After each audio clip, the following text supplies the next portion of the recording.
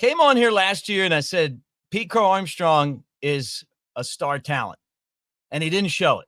He was dreadful last year. Then this year, didn't make the team with the blue hair out of spring training and then struggled.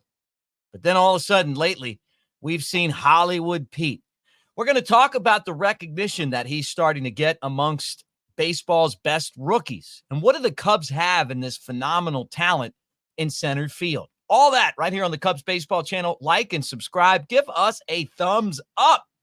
That's a great way of saying go Cubs, or go Cubs go, or fly the W, or however you say it. Let's get this show started.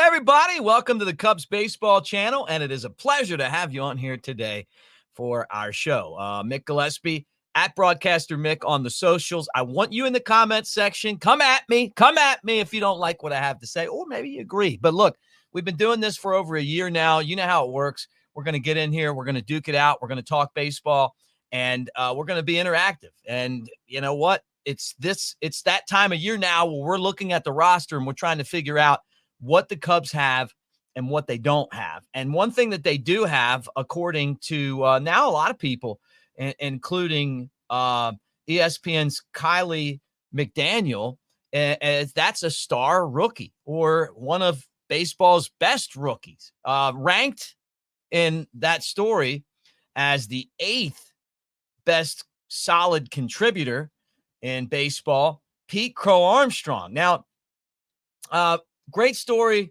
on shout out to Chicago Cubs on SI. I love reading their stuff. Dylan Sanders with the story about Pete Crow-Armstrong. It kind of got me thinking about this. And then I'll tell you guys that I'm not surprised, and you know this, that Pete Crow-Armstrong has finally started to play the way that we thought he was going to play from the beginning. But I've gotten to this before, and I'm going to get into this now. He was, basically pushed up through the minor league system, which is the way they do it all throughout baseball right now.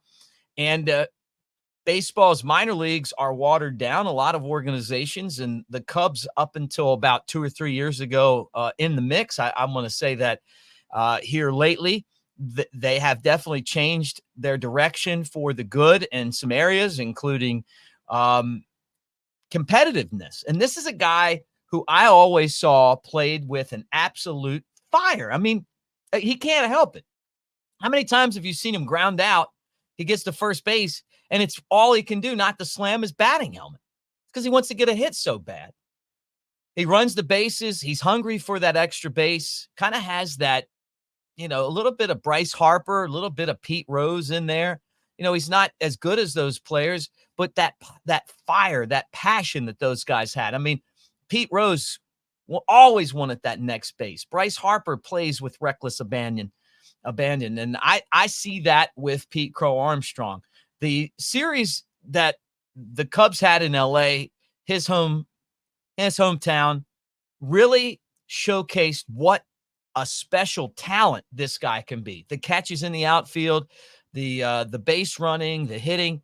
We've seen him over the last, I'd say the last month, really emerge as a player that the Cubs should be able to count on moving forward. And it puts them in an interesting situation with the roster. And, we kind of talked about that because he's taken the center field job from Cody Bellinger, and he's thought of as maybe the best defensive center fielder in baseball in some people's opinions. But when you talk about some of the great rookies in baseball, he's right up there with them. Yankees catcher Austin Wells, Mason Wynn, the Cardinals' young shortstop, Colton Cowers of Baltimore. I mean, you're talking about some pretty good rookies. And, Pete Crow-Armstrong hasn't hit on that level yet. And, remember, he got off to an awful slow start at the plate. He was 0 for last season. was 0 for 19 before he got his first hit. And then he got that home run. I don't know if you remember it. He hit that home run against the Astros earlier this season. And you could see that there started to become a little bit of warming to a guy that was struggling mightily. But I think all of that's changing. You've seen him steal a bunch of bases. You've seen him play just an unbelievable center field. The guy's only 22 years old. And over the last 40 games, he's hitting over 320. And he's hit 5 home runs, and he's got 24 runs batted in. So this is a guy who is emerging as a star talent. And it's a building block for the Cubs as they move forward. That's exciting. But it also puts the Cubs in a position when they look at their minor leagues, and they've got a ton of talent right now, stacked up in AAA. They put them all there on purpose. What are you going to do? When's Kevin Alcantara going to get his chance? When's Owen Casey going to get his chance? What are you going to do with Canario? What are you going to do with infielders like Triantos and Shaw?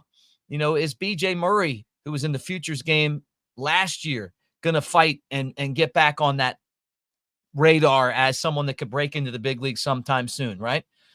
It's a lot of talent, and the Cubs got to figure that out. And the other part of it is they haven't used this season yet, and maybe that changes, as an opportunity to give those guys experience at the major league level. For some reason, they just haven't done that.